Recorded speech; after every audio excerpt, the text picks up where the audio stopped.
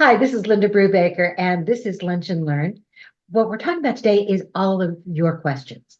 Job search has lots of questions, and I want to make sure that you have an opportunity, a forum in which to ask as many of them as you can and to get some of those answers. If you've been here before, you know that we often start with a little bit of a celebration. So if you have something that worked for you over the last couple of weeks and you haven't had a chance to share it yet, let's do it. But let's try and make those shares as short as possible. Okay. But we'd love to be able to celebrate you and your wins. Does anybody have a win, a share, something that worked that they'd like to talk about today? Hi, Linda. It's Beth. I would love to share something. Excellent. So I worked with you to update my resume and LinkedIn profile. I actually got a job offer on Monday and accepted. So thank you. Congratulations. It has been a journey. And part of my learning was kind of reevaluating what role I wanted. I'm stepping back into more of a individual contributor role, which I'm excited for tackling. So thank you and everyone else on the call. And it's supposed to start on April Fool's Day. You know what? You turned April Fool's Day into April Yay Day. So that's good for That's you. right. That's wonderful. So Congratulations. thank you. Thank you again for everything and this group. Absolutely. Thank you. Absolutely. Thank you. And thanks for sharing that with us. Yeah. Okay. What I like about what Beth's journey is that she also decided to make that pivot. Beth was in a management role before and decided that she wanted to take that pivot. And I'm not saying step back, I'm saying step to the side to do a different kind of a role, to be back in more of that doing than that leading role, because that's where she really wanted to be. So, Beth, I'm really glad that all of that worked for you. Congratulations. Is it Ali or Ali? I apologize. Ali? It's Ali. Can you So unmute it? We can't hear you. I am on. How about There you now? go. Oh, so I had an interview 2 weeks ago, one of the best interviews I had. And then the recruiter called and said they loved you very much, but they made a mistake in the job description. You are too senior for us, but we want you to bring you as an advisor. So they're putting together an offer. Probably it's not a full-time job, but it's a job, it's good to be an advisor. It's slightly a new area for me. It's quantum computing, which is new for pretty much everybody.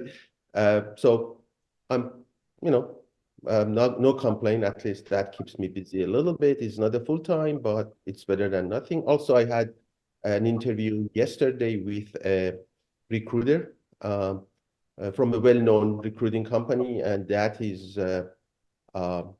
first interview, but that job, if it happens, is what exactly I wanted to have. So That's great. Congratulations. thank Okay, you. so I know I said that we were going to be short, but I can't help myself.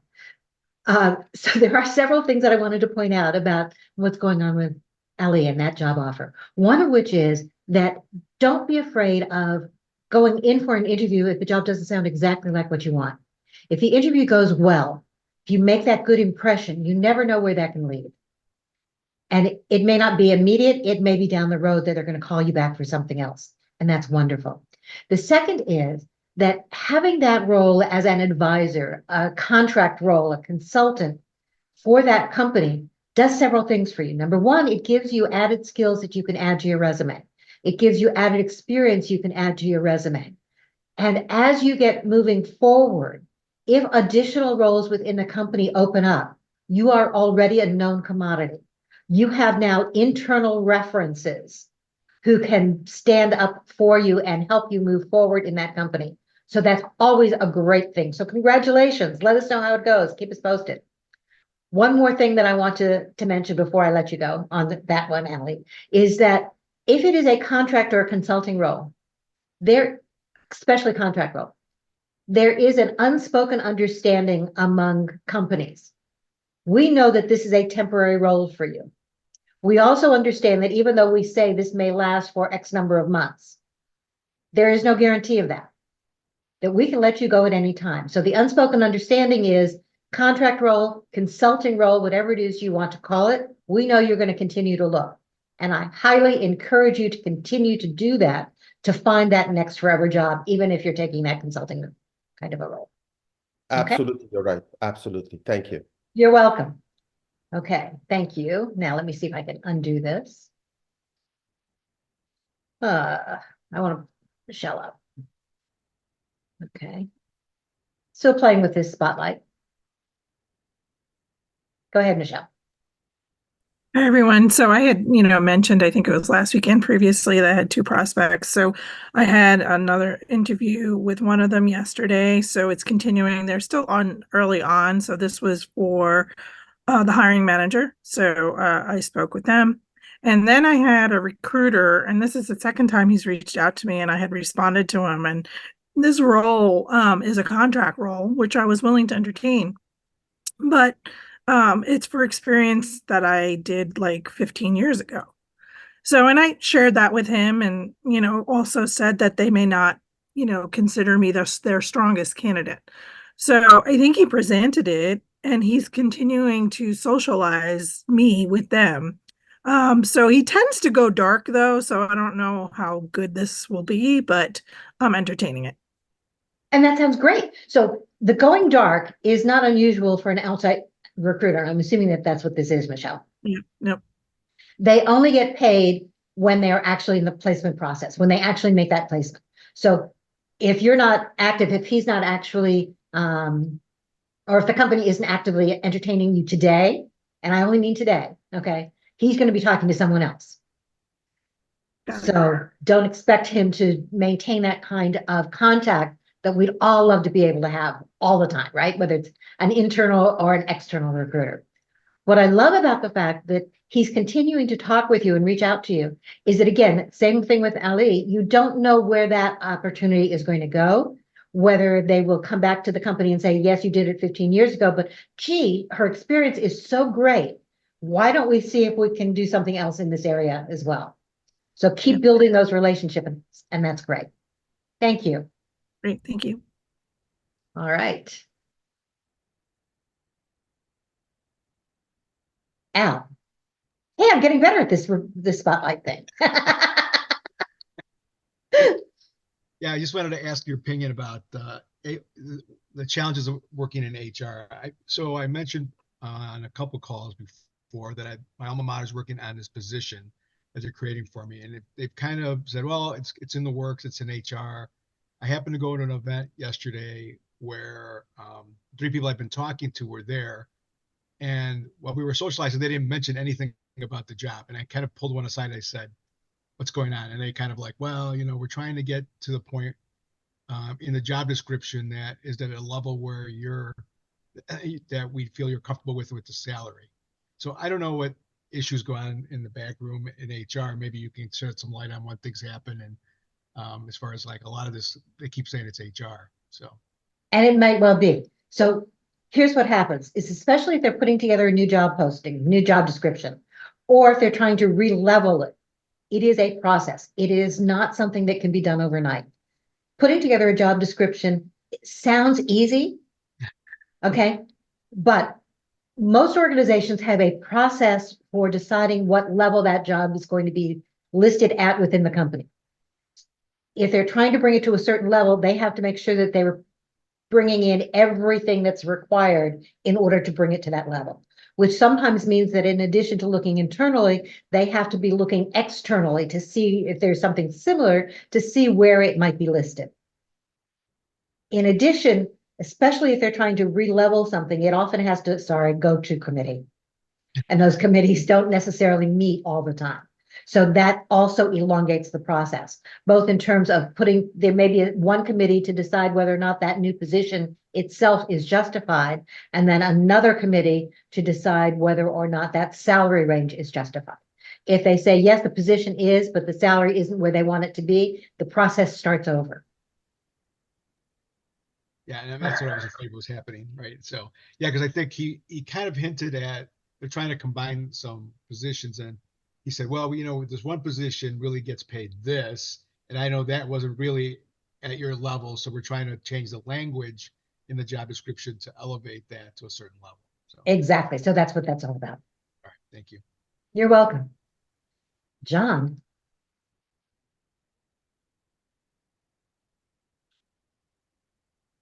Hello.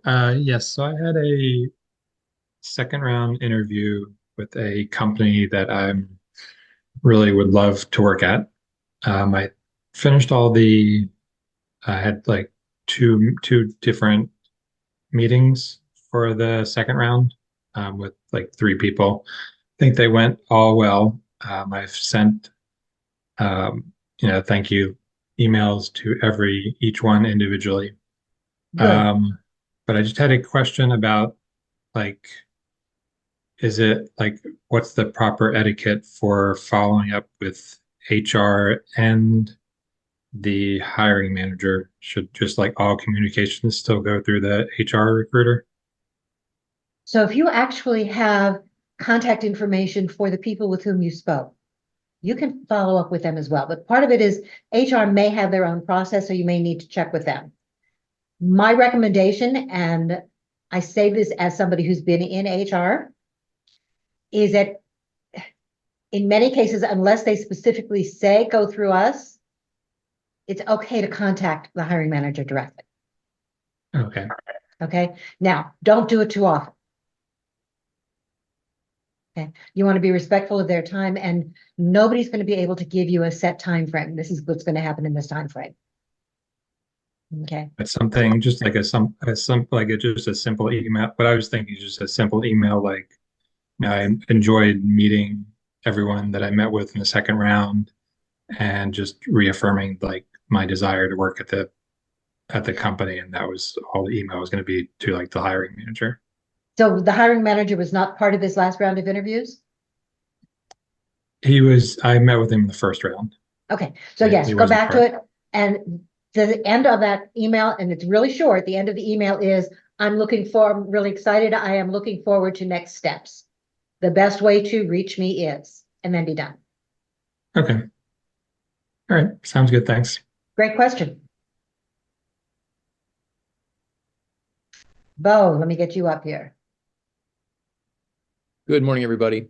First of all, I apologize. I will have to jump off shortly, but in the meantime, I just wanted to try and help Monica. Monica, I see in the chat where you're looking for a college advising position in the Chicago area. And if you haven't connected with Al already, he has tremendous contacts in the area. So if you guys haven't connected, I know Al has a big heart and he'll try and help you. Wonderful. Thank you so much. This is my first time being here today, so thank you for that. I will definitely do that. And college advising in this area, I also have lots of connections in the college world. Wonderful. Thank you. Absolutely, so please reach out. And I have not yet had an opportunity to take a look in the chat. Okay. Thanks, Bo, for that. One of the things that I like about this group is that what we're talking about is everybody is really good about trying to provide that networking, that support information. It's a great group to do that, and I encourage you. We also do a lot of that in our private chat, and I am going to put the link to join that private chat or to request joining that private chat in the comments in just a second. Okay, we're at your stage, guys. So what kinds of questions do you all have? Let's take it away. Who's got a question for me?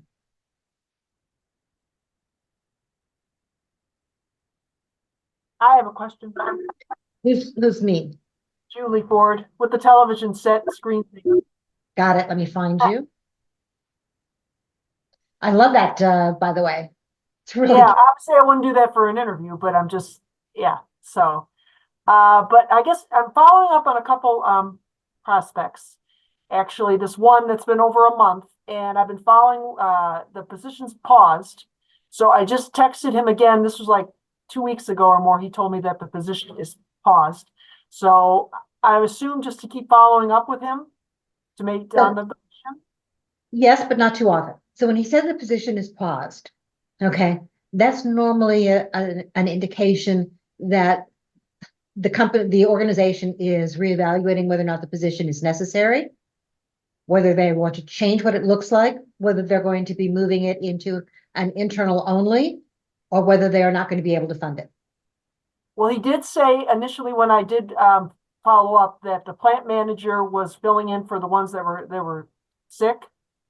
So that's why it was on pause, excuse me. So I just, it was like over 2 weeks ago, and I just texted him today just to get an idea, and I haven't heard.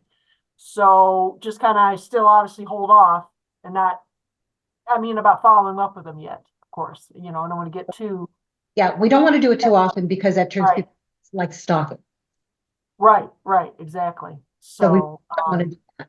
yeah. So, and anytime you follow up, it's okay to do that, but make sure that when you are, the question is more about, you're excited, you're ready to go to next steps, not, gee, what's your time frame? What's happening? Mhm. Okay. And do it don't do it too often, but yes, you can. So Okay. like every maybe couple weeks or every 10 days or even longer. I would keep elongating it. Okay. Okay. And I would in your email, your next one that you send out, I'm really interested. Is it okay that I keep in touch to find out the status because I really want to do this, and give him a reason? Okay. I'll do that for the next one. Okay. Obviously I won't do it right away. Like I said, I just texted him today. So Yeah. So I would wait. okay. Thanks. All right. Thank you. Next. Hi, I have a question. Who's it? Julie Burton. There you go. Julie Burton. Got Hi. I am having trouble getting any interviews. And I don't know if it's my resume, and I've had my LinkedIn profile redone by somebody that was on a Lunch and Learn, and she did a really good job, I think. But I don't know if I'm not correcting. What recruiting company should I be connecting to or looking for headhunters? I'm looking for a Scrum Master position. I live in the DC area, and I'm actually looking for a remote position, but Okay. I'm not making any headway. So the first thing is, yes, there are lots of headhunters out there, but remember, headhunters don't work for you. They are only interested in talking with you if they have an opportunity that matches what you need. So we did include a list of some of the headhunters out there in the resources, I think, in our private Lunch and Learn group. As some of those, so I will try and find that again if it isn't there. But the other thing is, your best bet with headhunters is if you see someone, and external recruiters, sorry, executive search consultants. When I was one of those, we didn't like the term headhunter, but we used it anyway. But find a job that they have posted that matches what you want. Connect with them as if you were applying for the job. In your cover letter for that job, tell them that you are excited and you love the kinds of jobs that they post. If they don't think that this is the right opportunity for you, you would love to send them a more generic resume and to have a conversation to see how you might be able to assist them with other positions. Okay. It's truly all about them. In terms of not being able to get an interview, unfortunately, I'd love to say it's a great job market. It's not the best still. We're still seeing lots of opportunities out there, but the idea is making sure that you are tailoring your resume each and every time you send it out. I'm assuming you are. Okay. No, I haven't. Okay. So if you're not, for everybody, if you're not tailoring your resume when you send it out, you're sending out some piece of paper and saying, okay, guys, you take the time and figure out if and how I fit your role. To be honest, there are so many people, so many resumes that are coming across our desks. We don't have the time to do that. And I often talk about the dummy on my side of the desk or the screen. That's the recruiter, the hiring manager. Okay. The easier you make it for us to see how you match the job that we have, the more likely we are to spend the time to try and find out whether or not we want to talk with you. When you send a resume, you've got 2 to 9 seconds to grab my attention. If everything is about past jobs, if everything is hidden and I can't quickly see how what you've done is important for what I need, I'm going to put you on the bottom of my pile until I've gone through some of the others. Doesn't mean I'm going to reject you automatically, but you will not be necessarily one of the first people that I take a look at. Okay, so should you not put your skills at the top of the resume? You should put your experience first. No, you should definitely put your skills, but skills are not everything you've ever done. It's what you've done for that job. In fact, I tell people to think about skills at the top of your resume as really keywords for the job. If it's not something that matches the job, don't include it in that skills section. These are not generic. These are specifically based on the job. The idea is that you want them to see that you've actually read and understood the posting, that you can do what they're looking for, that you want to do what they are looking for. You will be happy doing what they are looking for and not broadening it out and saying, gee, I want to do, excuse me, all these other things in addition. Okay. And also, what about, in my past jobs, I don't have a lot of metrics to show. So do I make up metrics? No, never, ever, ever make something up. Never, ever, ever make anything up. But you can still turn that information into something that you've done that is usable. So did you develop something, even if you don't have an end result? Okay. As a Scrum Master, were you able to change something around quickly, develop a new problem solving? Were you able to move forward, change direction? There are lots of different ways that you can do it by talking about the things you actually did, leading with those action verbs, even if you can't come up with the result. Or you can always come up with a result, even if it's not quantifiable. Right. So Okay. like when I was working for the Office of the State Superintendent of Education during COVID, and I was working with 198 DC public charter schools, I could say I could put those numbers in there. But remember, again, even with those accomplishments, if the numbers of working with 198 charter schools has nothing to do, it's not easily transferable to the new job. It's a great thing, put it under the old job, but it's not something you want to necessarily highlight. Gotcha. Okay. Okay.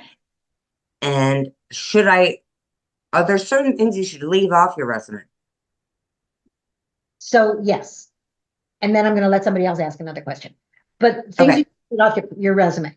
You know, we don't put street address on your resume anymore. You don't put an objective. It's not about what you want, it's what they want. So it's a professional summary.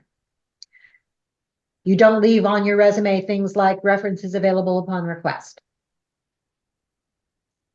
You make sure that you are highlighting the things that they want to see. You take the word responsible for off of everything that you do. It's not on your resume, it's not in your cover letter, it's not on LinkedIn. You're going to limit your resume to normally 10 to 15 years worth of experience. Anything that's longer than that or more that's older than that, if it is important for the new job, you can still include it in a very minimal way by saying additional related experience and just listing company name and title. That gives you the ability to refer back to it. But we have to get away from the idea that a resume is everything we've ever done. It is truly what you've done that is related to the new job. Okay, great. Thank you so much, Linda. Thank you. Okay, Willa. Hi, good afternoon. Question for you, also resume. I am pivoting industries. I am coming from education specifically, and it's been a fall from grace because the corporate world is very much not like education. Not at all. So yeah, it's been an interesting ride. So I guess my question is about the professional summary. A lot of the things that I have done have been very much like, I don't feel as though I can put metrics in my professional summary, although I do have metrics in my resume. because I don't necessarily know that they're relatable to that particular position at hand. So would it be fair to say that most of my professional summary is going to be focusing on those transferable skills? How would you recommend I navigate that section? So a professional summary is 2 to 5 lines about who you are in relationship to the new job. So yes, it is strictly focused on new job. Professional summary is actually one of the hardest pieces of the resume to write, and it should change almost every time. Because remember, it is focused on new job. So it's like, in essence, would it be fair to say it's like a very condensed version of my cover letter? Remember, you've only got 2 to 4 lines, 2 to 5 lines maximum. So I wouldn't even necessarily say that. You could, but it's also, the rest of the resume is a very objective piece. That professional summary is your chance to really be you. So for example, in your resume, you are not going to include keywords like communication, leadership. Those are things you demonstrate. But in the top of your resume, in that professional summary, I'm known for my leadership skills. You can absolutely say that. Okay. So you can include some of the soft skills in that summary.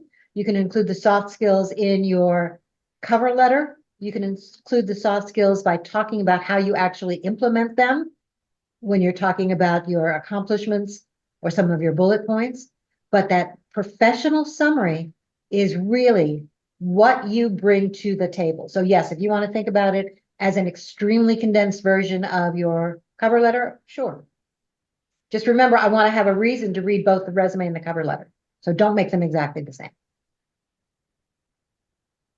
Thank you. I appreciate it. And if you like, I put in the chat the fact that anybody needs just a quick little get to know me kind of chat, and want to figure out what's going on, I'm happy to do a 20-minute chat, put the link in there, or just keep asking these questions and let's see what we can do. Okay, who's next? Okay, Monica. Let me see if I can find you on screen, Monica.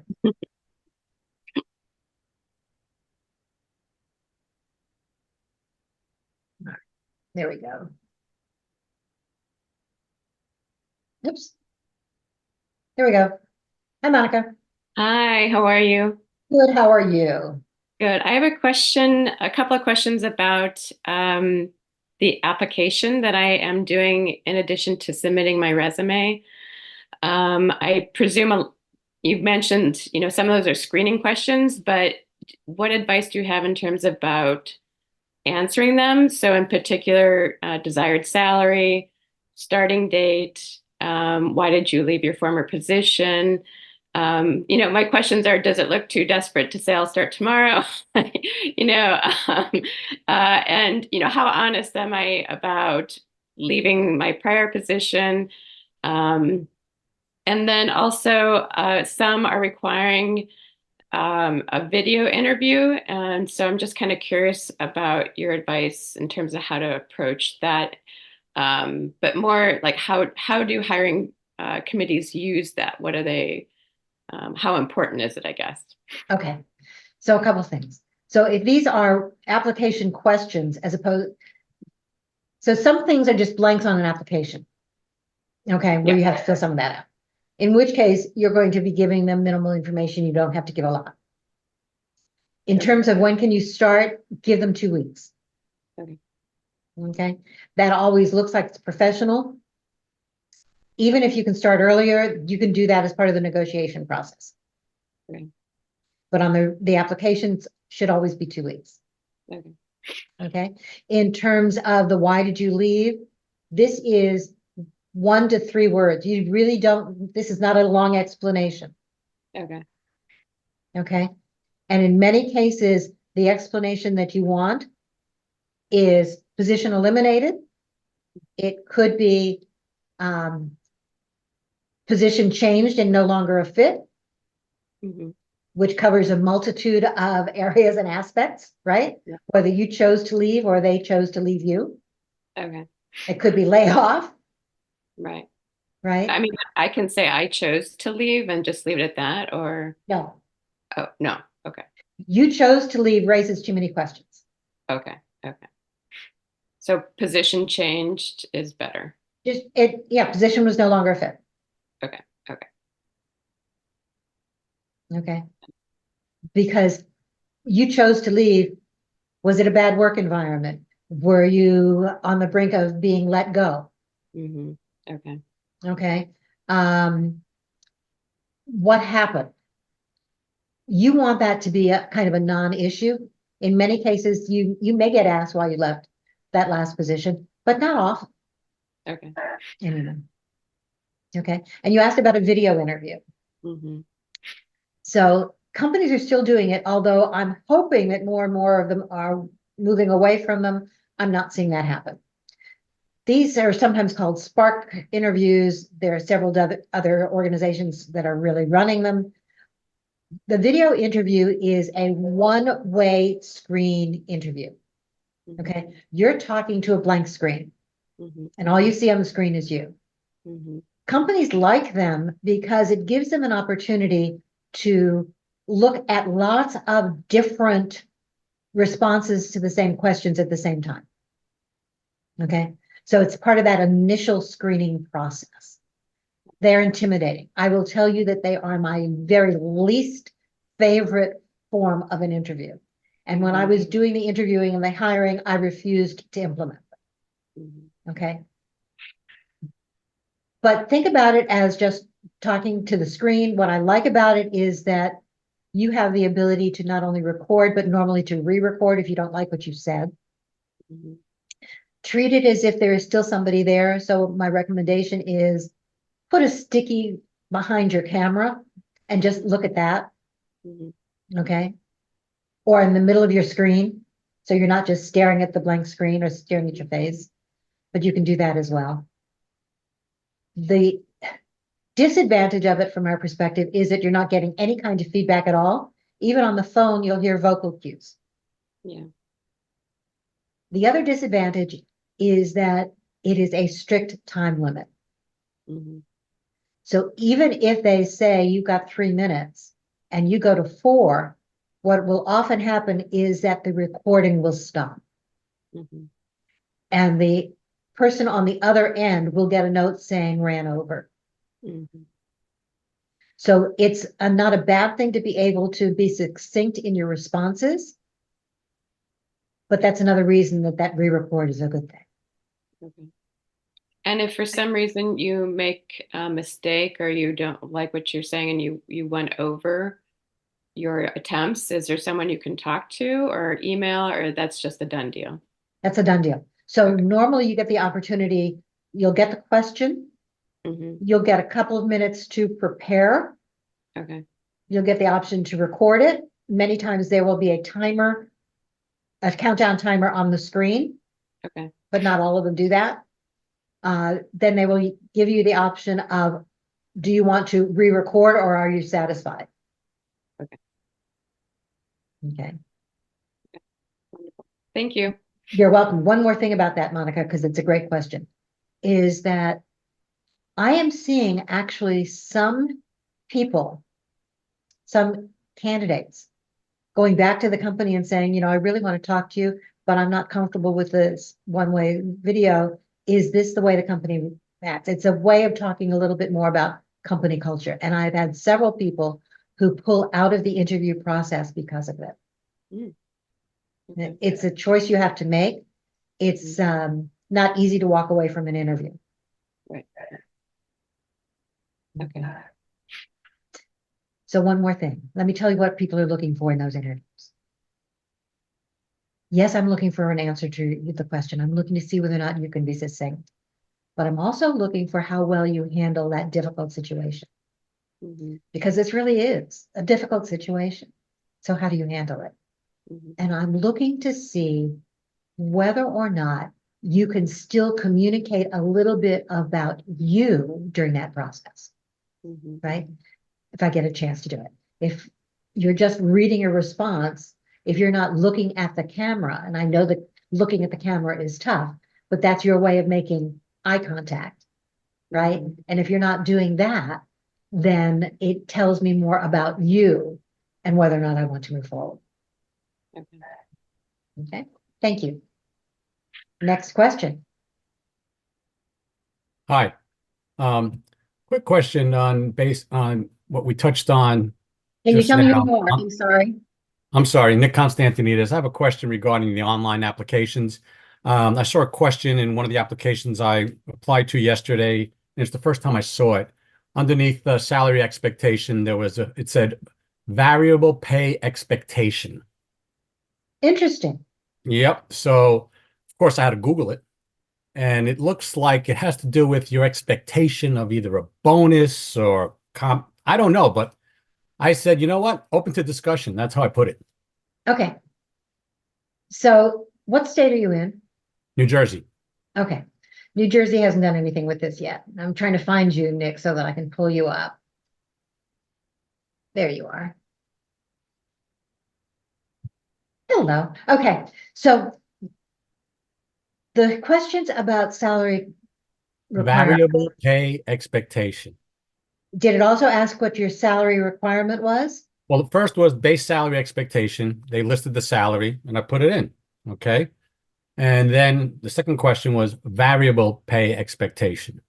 Okay. So that tells me that a good portion of this is going to be commission or bonus based.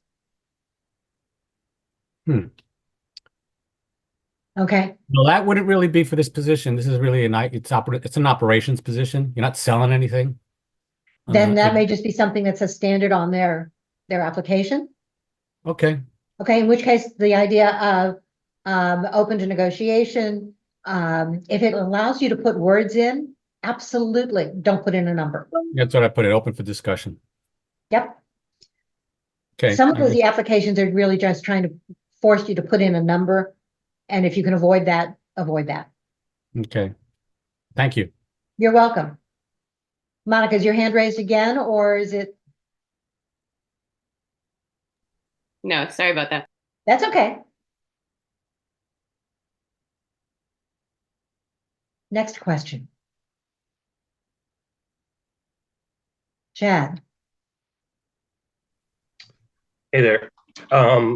Real quick before I get to my question for Nick, just so you know, even though it's an operations role, if you're looking in, say, like the financial services industry, every employee in that industry is eligible for a bonus, say for those who are on commission.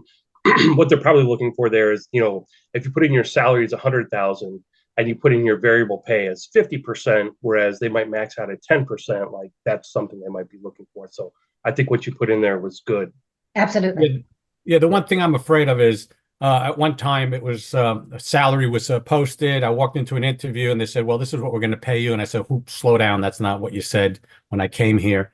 And like, oh, this is your pay. And then this is going to be your bonus. And I just turned around and said, you're going to guarantee the bonus? Otherwise, the discussion is over with because I had my bottom number. And then they walked out. They came back in, but they gave me the money I wanted, but I hardly got any bonus when everybody else was getting bonuses, but I was getting the pay that I wanted. So, yeah, you do have to be careful. And those salary discussions can be very interesting. Yeah, it could be worth asking whether or not there's a floor to the bonus and what the ceiling looks like as well. Because they may not I mean, I've worked with investment banks and the big banks, and it's basically, 10, 20%, and, with the bonus on top of your base salary. So I didn't want to put in 10 or 20 or anything like that, because if it's 20, I didn't want to put 10. If it's 20 and they only give 10, I don't want to get knocked out. So I just said open. No, open is really the best way to handle that if you can. Yeah. Okay. So, Linda, my question is, I've been thinking about how to network more broadly about my job search, and rather than just like reaching out one by one, I was going to write a LinkedIn post about the fact that, I'm a free agent and I'm looking for my next role. Any sort of like do's and don'ts for that post if I'm going to make that? Okay. So several things. And actually, that's a great question. One thing that you could do is you can enable that green banner that says I'm open to my next role. We are finding that in spite of the LinkedIn trolls out there who say the green banner is a bad thing. It actually is a good thing. Hiring managers, recruiters like seeing those because they know that you're open to talk. So I would not worry about that.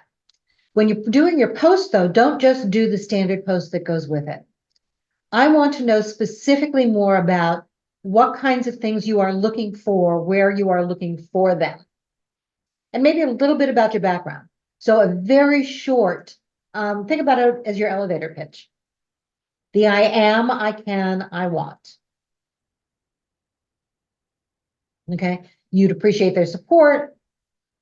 Make sure that when you're doing those, nothing negative, guys, that negativity follows you around. Okay, thanks. Absolutely. And by the way, when you do it, send me a DM and I'll make sure that I comment on it. All right, thank you. Appreciate that. Of course.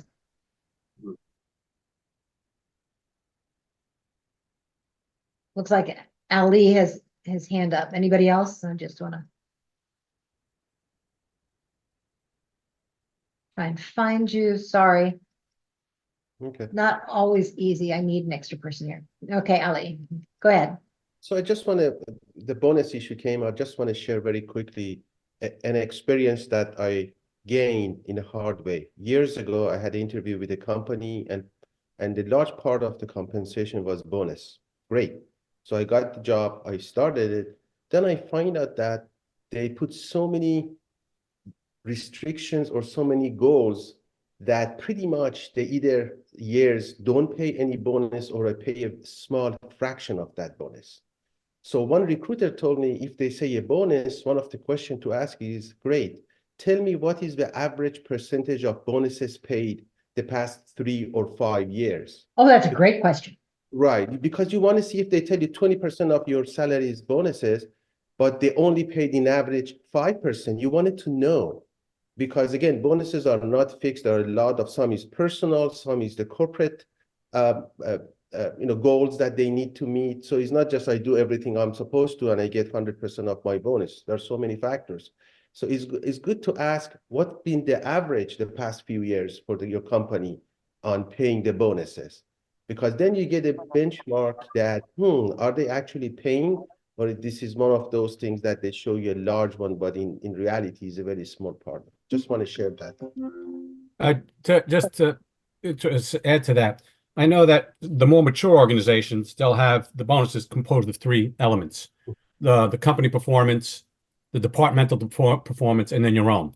And it's all very public and visible. They say this is what we did as a company. So now you know what percentage you're going to get for that piece. And then there's the departmental, and you get an idea there. And then, but these are the things. Some are mature, some aren't. So it's a good discussion you need to have with them and basically find out how they structure their bonuses.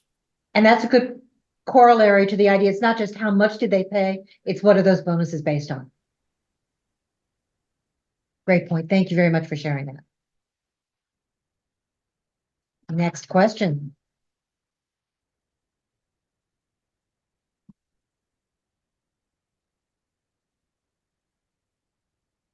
Okay. Julie Ford. Yes, just going back on the salary expectations when you do for job applications. So if they don't require you to put that in there, you don't need to, but they want to, no. Okay. Because okay. And the reason, I'm sorry, is that the only reason they're asking that question is really a screen out question. It's not a screen in, honestly. Okay, so I could leave a blank because I did apply, not speaking about salary, like I applied for a position yesterday where they wanted to know what you made at your previous jobs. And I've seen that before too. It's not a requirement, but is that also like just to feel it out, I'm assuming, to see? I would absolutely not do that. If that is not a required field, don't do it. In fact, in many states, that is no longer an allowable question. The reason that becomes problematic is that it's a pay equity issue. You want to be paid based on what you bring to the job and what that job is worth to the company, not on what you made at the previous company. And if they're talking about pay equity issues, they want to make sure that they are paying for the job and the experience. We know that there are too many issues where people, forgive me guys, but often men are paid more for the same job historically than women have been.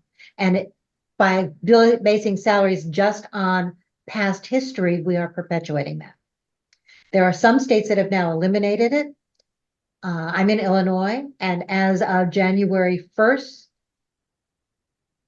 companies will have to post actual salary ranges on all job postings, but it has been illegal in Illinois to ask salary history for several years. So can I piggyback off of that? Like, what are your thoughts on putting in either Sorry, who is this? Oh, I'm sorry, it's Willa. So like I know that there are job applications that actually ask you, they're not required, some of them are not required. I've seen financial institutions that are required for you to put in like an actual number.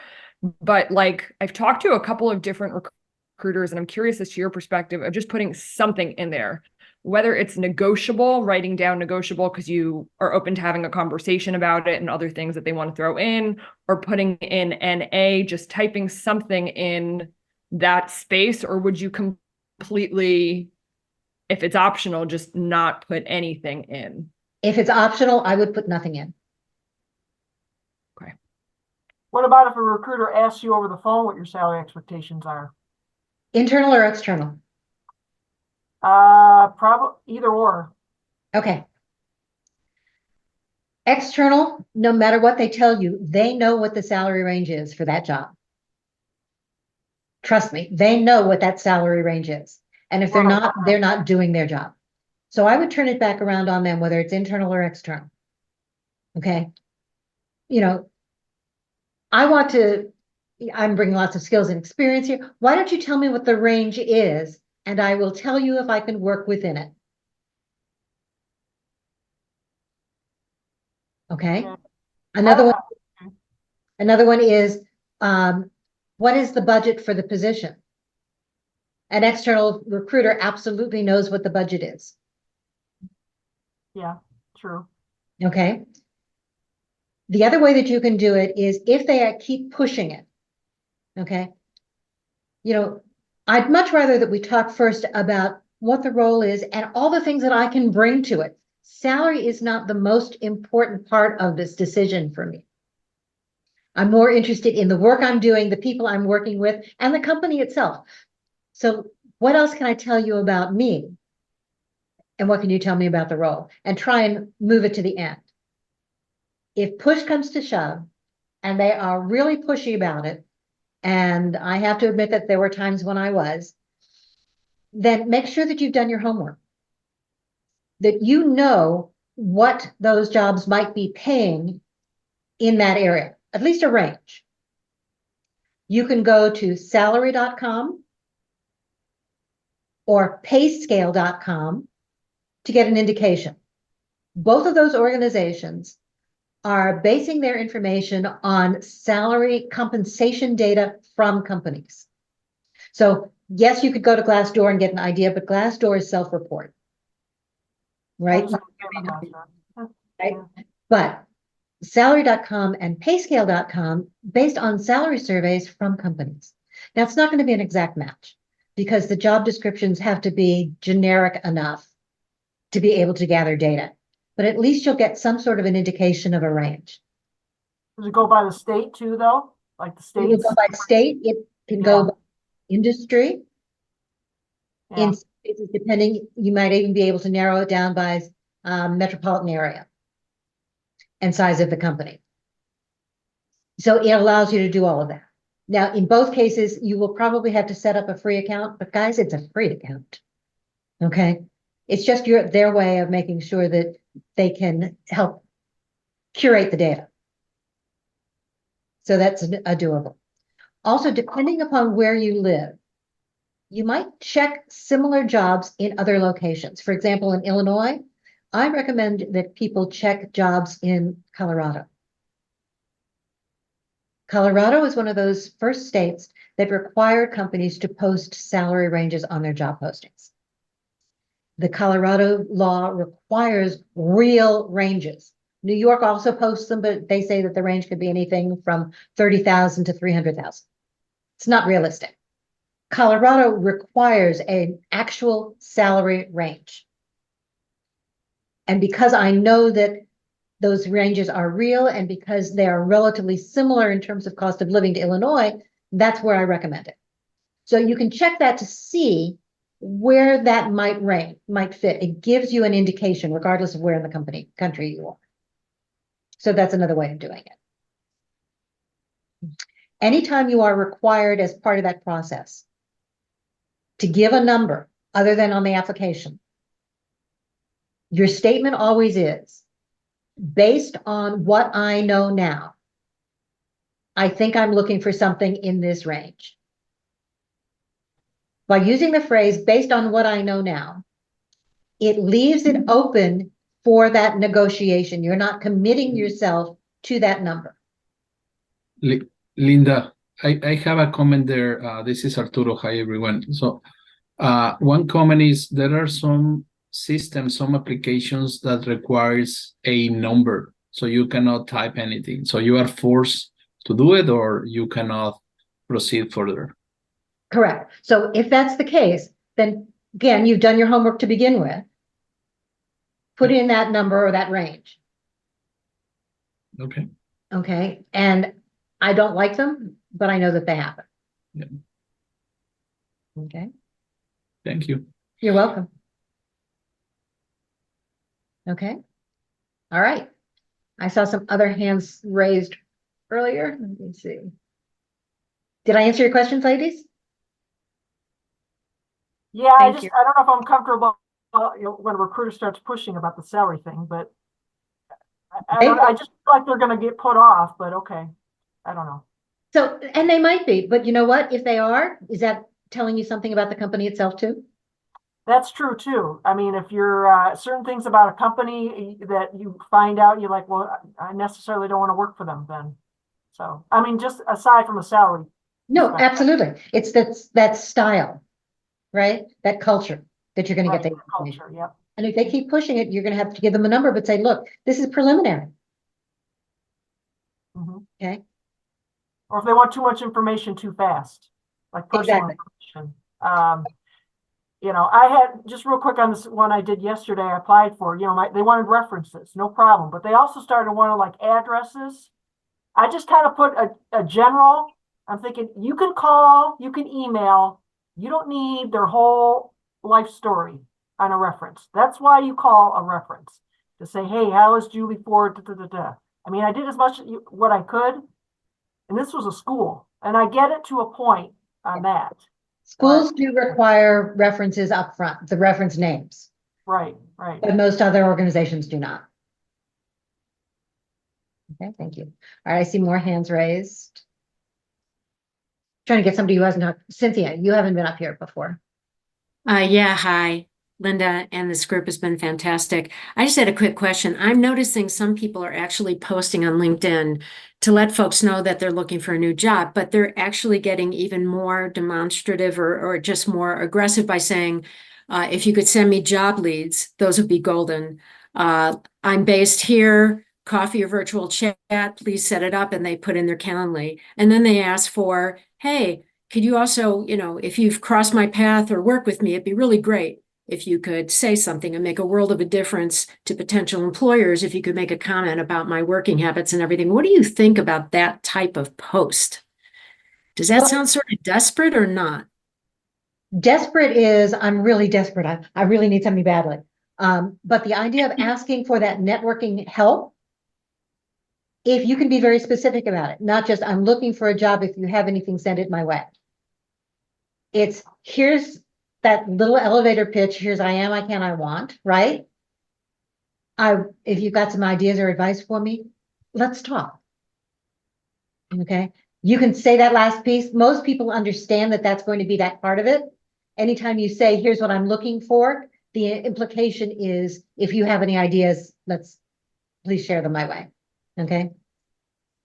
But there's nothing wrong with saying once, briefly.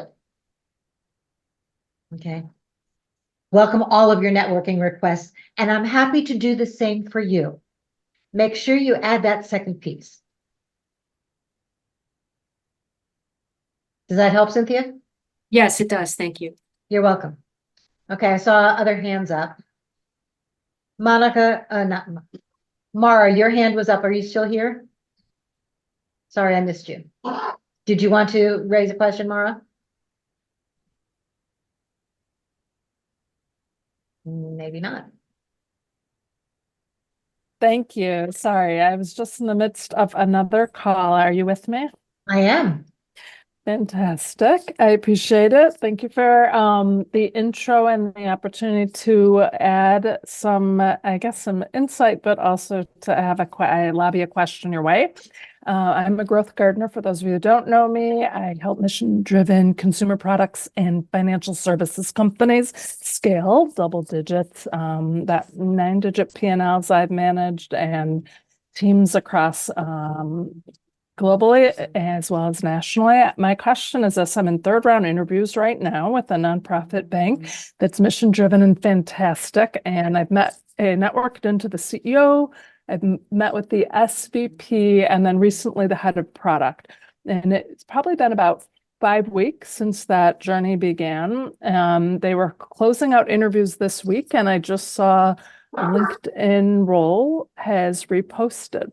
So I'm curious, for those that have actually created jobs and either had an automated listing or a manual listing, is this something that they proactively kind of refresh to gain new insight talent candidates in the pipeline? Could it be an automated thing? And I just was looking for insight as I'm circling back with them after a couple of weeks to gauge, what direction they're moving in. Do you have any added value in regards to the LinkedIn reposting of roles that are currently? How long ago was it originally posted, Mara? So it evolved. Weeks before I came into them, the original posting was they had a close-in candidate that fell through that the hiring manager had worked for. And he said that was the rationale for the reposting. Then I met with them maybe 2 weeks ago, and last week was the last conversation I had. It reposted 4 days ago. So how soon? Okay, I know it reposted after the candidate fell through. After you applied, when you applied, how long had it been posted before you applied? So the reposting was maybe 2 weeks old, the reposting. And I didn't apply through HR. I met with the CEO. Okay. He forwarded me along. So I'm not in the system at all. So I have not spoken to HR. I have no HR contact. I just have leadership contact. So I can't gauge from an HR contact to see if they're refreshing. Is this an automated system in LinkedIn? Do you know? Not normally. Okay. Because I have to pay to post it on LinkedIn. Now, LinkedIn has changed some of that posting algorithm. So yes, there are ways that I can pay to post it, but LinkedIn is pulling some jobs from other locations. So I can't tell specifically where that's coming from. In all likelihood, it's because they were posting it, and they may have had an internal posting system set up. But if nobody at the company is telling HR that you're in the interview process, they may not know that there's candidates in the works. Fair point. But thank you for clarifying that it is most likely a conscious decision to gain new candidates into the pipeline. Whether, the rationale for that might vary, but that's helpful insight. Thank you. Okay. So again, there's no guarantee that there's no real knowledge necessarily that HR knows that there are candidates in the works if they're going to run the system. Thanks, Linda. You're welcome. Good luck. Okay, I think we have time for one more question.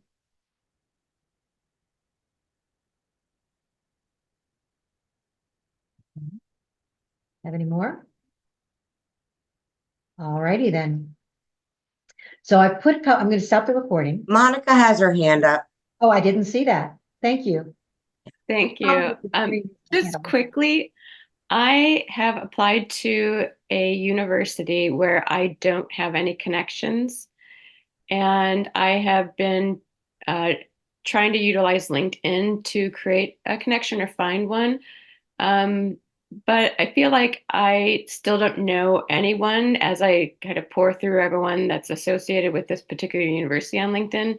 So is there any way to go about doing that, or how do I go about trying to make a connection through LinkedIn with a place I don't really know anyone? Got it. So universities are an odd bird from the hiring standpoint. All decisions are made by committee. And it is, in most cases, it is a process where those connections don't necessarily help. Okay. Okay. It's still a good thing to do. Mm-hmm. If you're saying that you can't find people to network with. Who are associated with the university. Yeah. Okay. And I don't feel like I can just reach out to anyone on LinkedIn that's associated with the university. I don't know. You could, just to find out, you're really interested, you love the kinds of things that they're doing. It's not necessarily going to help you, but it certainly won't hurt you. Okay. Okay. What I would also do would be to start commenting on some of the university's posts. Okay. Okay. Okay, just in general, because that will also help make you a known commodity. Okay. Okay. All right. Thank you. Sorry. Real fast, I don't know, maybe to add to that, maybe Yes, a please. suggestion, go to, do a little research on any of their fundraising activities at the college. So, and then get some big donor names that contribute and maybe look them up on LinkedIn and try and go that route. I think that would go a long way. Someone from a big donor to the college can't hurt. It will never hurt. By the way, I'm going to ask a favor, and we'll do this next time. When you're talking, to help me find you, please at least tell me your names, guys, so I can find you and bring you up here as well. Sorry, Nick. No, that's okay. It's a learning process for all of us. I've discovered that there aren't mistakes. It's always a learning process. Okay. Remember